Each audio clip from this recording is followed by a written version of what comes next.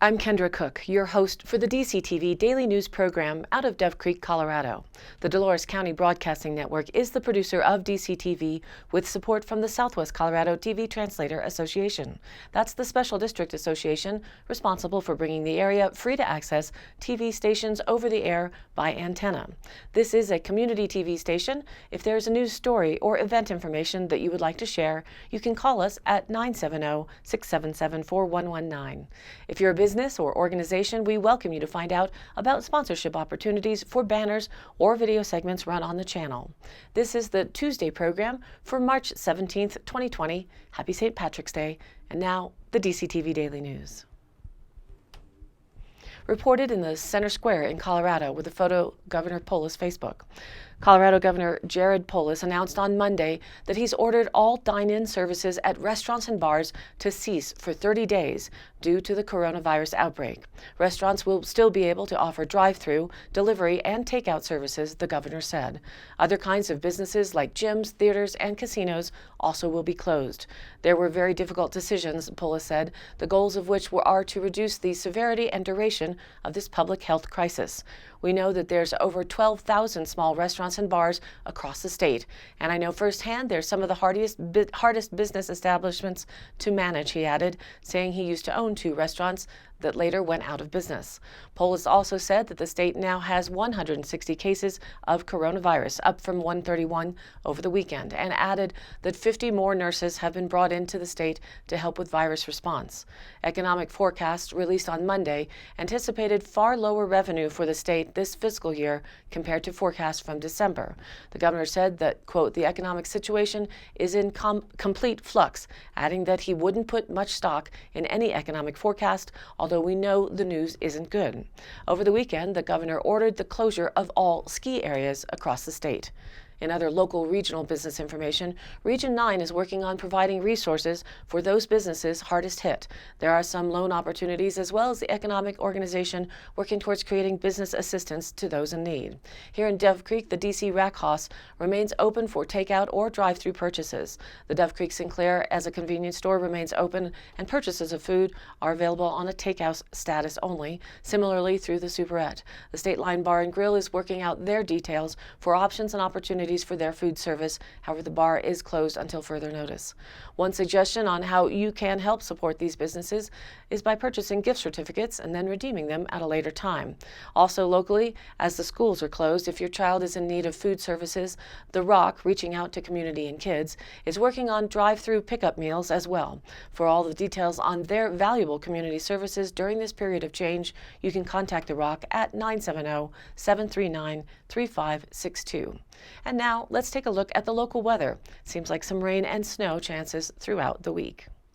Today was a partly sunny day with a high near 56 degrees, a bit breezy with a south-southwest wind 15 to 25 miles an hour. And those gusts are back as high as 35 miles an hour. Tonight, expect partly cloudy skies and a low around 33 degrees. Still breezy with a south wind at 10 to 20 miles an hour, and still gusty with gusts as high as 30 miles an hour. Into Wednesday, we're looking at an 80% chance of rain and snow showers before 11 a.m. in the morning, and then rain showers for the afternoon, with a high near 49 degrees. Remaining breezy with a south wind 15 to 20 miles an hour and gusts as high as 30 still. With little or no snow accumulation expected, Wednesday we're looking for the evening and overnight rain showers before 8 p.m., then rain and snow showers between 8 p.m. and 10 p.m., and then turning into just snow showers after 10 p.m. with a low around 29 on the overnight Wednesday. South winds back off a bit to 5 to 15 miles an hour, and the chance of precipitation is high, sitting at 90% right now. New snow accumulation overnight Wednesday might be around an inch possible. For Thursday morning, snow showers are likely, continuing in the morning with 60% chance for precipitation, mainly before noon. Cloudy all day long with a colder high only near 39 degrees on Thursday. West-southwest winds 10 to 15 miles an hour. Thursday night, a 20% chance for snow showers before midnight. Then mostly cloudy with a low around 24. And that continues into Friday with still a 20% 20% chance for snow showers in the afternoon with partly sunny skies and a high near 42. Friday night, partly cloudy and a low around 26 degrees. And for the weekend, it's looking spotty. Saturday, a slight chance of snow showers between noon and 1. Then a slight chance of rain showers after 1 p.m., mostly sunny with a high near 46 degrees. Saturday night, a slight chance of rain and snow showers before 7 p.m. Then a slight chance of snow showers, mostly cloudy overnight with a low around 29. Sunday is a much needed partly sunny day with a high near 50 degrees with Sunday night mostly cloudy and a low around 32. And now back to the news. In the coronavirus news world, testing opportunity update from the Telluride Daily Planet in San Miguel County, which has declared itself an emergency county, with a Colorado photo from Justin Creed. The Colorado National Guard began arriving in Telluride on Sunday to conduct surveillance COVID-19 coronavirus testing to help state and local health officials continue to make decisions in the best interest of the public. That according to a San Miguel County Department of Public Health and Environment news release. Please do not be alarmed by their presence. Public health and health care providers in the region welcome this visit from the National Guard and appreciate their assistance in administering these tests. Testing will occur on Tuesday at a designated location in Lawson Hill, outside of Telluride, for persons who are symptomatic and have doctor's orders for the test. The Telluride and Uncompahgre medical centers are working to identify and contact appropriate patients. If you're experiencing a cough, fever, and shortness of breath, call your provider to discuss testing possibilities and details. You will not be permitted to show up and request testing in person. They thank you for your cooperation. Again, as you learn this news, please understand San Miguel Public Health and their team, namely Dr. Diana Kolecker, has been coordinating with the National Guard. And if you'd like to be amongst those tested by the National Guard, you must have an order from your doctor. If you have symptoms, again, that's fever, cough, and congestion, difficulty breathing, please call your provider. Their number in San Miguel County is 970-728-3848. For here in Dolores County, there are still no confirmed cases of this specific strain of virus. However, there are lots of cases of influenza B strain. That's our common seasonal flu. If you do have any questions or concerns on your condition, please call your physician to arrange for an appointment. The Dolores County Health Department with the county agencies are all continuing to monitor and make decisions on appropriate ways to respond for the health and well-being of our residents. The eat-in dining for the senior center has been restricted as per the Colorado state requirement for gatherings in restaurants to be closed. However, home delivery of meals and or arranging for pickup of a meal can be arranged. For all questions about the senior services available right now, you can contact their office directly at 970-677-2787.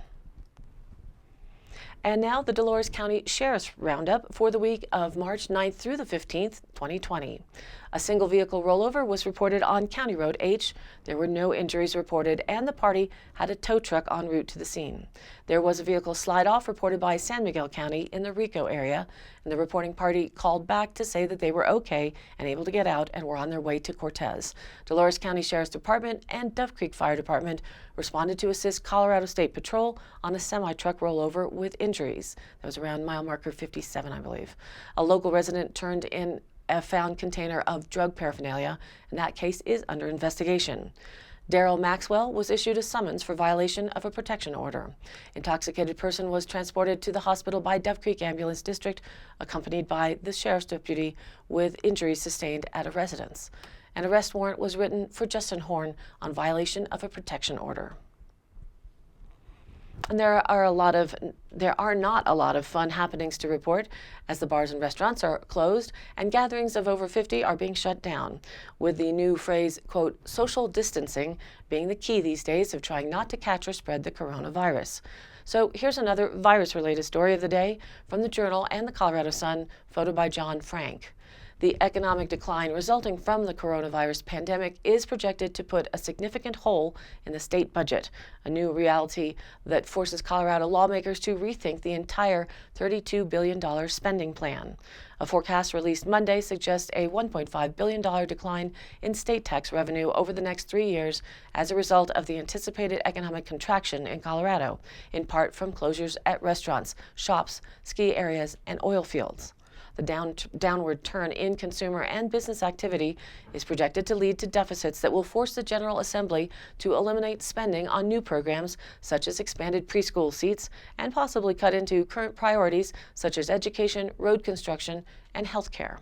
The need to trim spending comes despite the fact that Colorado is refunding $428.3 million this year after exceeding the revenue caps taxpayers' Bill of Rights a year ago. The Tabor refunds projected for the next 2 years, however, vanished with the lower economic projections.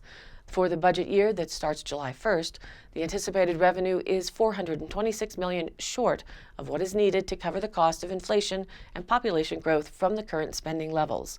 The available dollars for discretionary spending fell by $750 million from the legislative projection 3 months ago to just $27.3 million in new money. The forecast came after the Joint Budget Committee had largely finished crafting next year's budget and just days before it planned to finish its work. Now it's back to the drawing board. Quote, "It feels like the rug got pulled out from under us because we had these expectations, we had these plans going forward, and now all of that needs to be revisited," said Senator Dominic Moreno, a Commerce City Democrat and the vice chairman of the Legislative Budget Committee. The March forecasts, one from legislative economists and another from the governor's office, are crucial because the numbers serve as the foundation for the annual state budget. The Budget Committee typically accepts the more conservative outlook, which this year came from legislative fiscal analysts showing the larger deficits.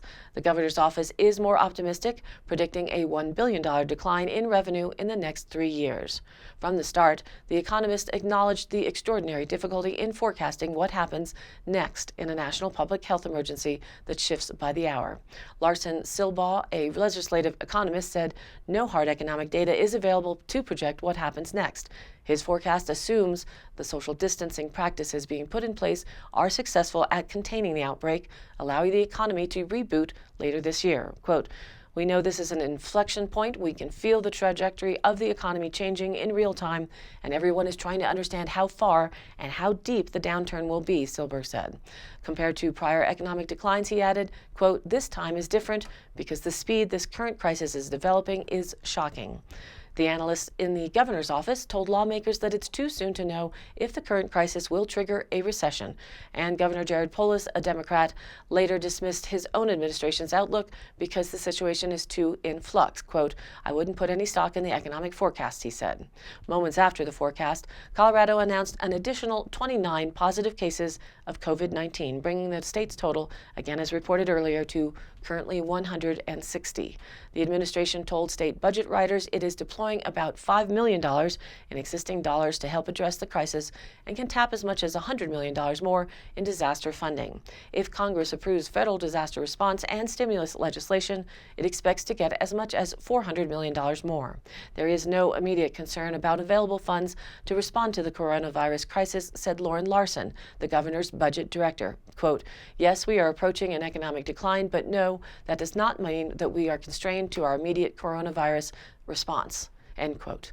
The Budget Committee plans to continue meeting despite the fact that the state legislature shut down on Saturday for a 2-week period. The budget writers hope to finalize their plan before the General Assembly returns, hopefully March 30th.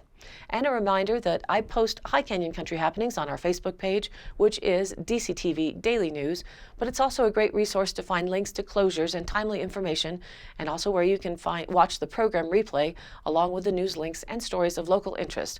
And you too can share other events or news there and join in on the conversation. Again, this is your local community TV station, so if you have something you'd like to share, contact us by email.